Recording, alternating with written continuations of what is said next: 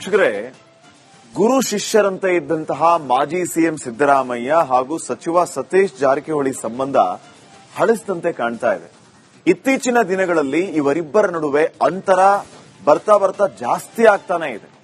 ಸಿದ್ದರಾಮಯ್ಯ ಅವರ ಬೆನ್ನೆಲುಬಾಗಿದ್ದ ಆಪ್ತರು ಈಗ ದೂರ ಆಗಿದ್ದಾರೆ.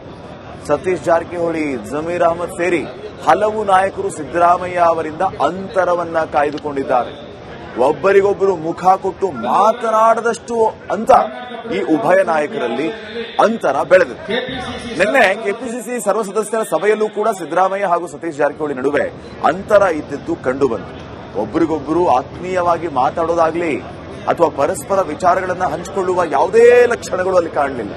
ಅಲ್ಲದೆ ಇತ್ತೀಚೆಗಷ್ಟೇ ಸಿದ್ದರಾಮಯ್ಯ ರಾಜಕೀಯ ಸ್ಟೈಲ್ ಬಗ್ಗೆ ಕಾಮೆಂಟ್ ಮಾಡಿ ಜಾರಕಿಹೊಳಿ ಅವರು ಅಚ್ಚರಿಗೆ ಕಾರಣ ಆಗಿದ್ರು.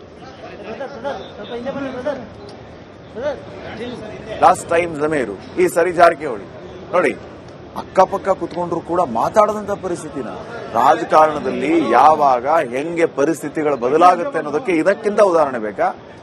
ಸಿದ್ದರಾಮಯ್ಯ ಅವರು ಮುಖ್ಯಮಂತ್ರಿ ಆಗಿದ್ದಾಗ ಹೆಂಗ್ ಓಡಾಡ್ತಿದ್ರು ಅಕ್ಕಪಕ್ಕ sir sir sir sir sir sir. ಈಗ ಯಾರು ಮಾತಾಡ್ತಾ ಇಲ್ವಲ್ರಿ. ಇಷ್ಟೇನ ರಾಜಕೀಯ ಅಂದ್ರೆ? ನೋಡಿ, ಆ ದೃಶ್ಯಗಳನ್ನು ನೋಡಿ ನೀವು.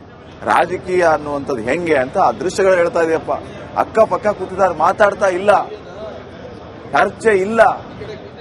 ಅಧಿಕಾರ ಇದ್ದರಷ್ಟೇ ಕಿಮ್ಮತ್ತು ಅನ್ನುವಂಥ ಪರಿಸ್ಥಿತಿಗೆ ಬಂದ್ಬಿಟ್ಟಿದೆಯಾ ರಾಜಕೀಯ? ನೋಡಿ ನೀವು. ಕೆಪಿಸಿಸಿ ಸರ್ವ ಸದಸ್ಯರ ಸಾಮಾನ್ಯ ಸಭೆಯನ್ನು ಆಯೋಜನೆ ಮಾಡಲಾಗಿದೆ.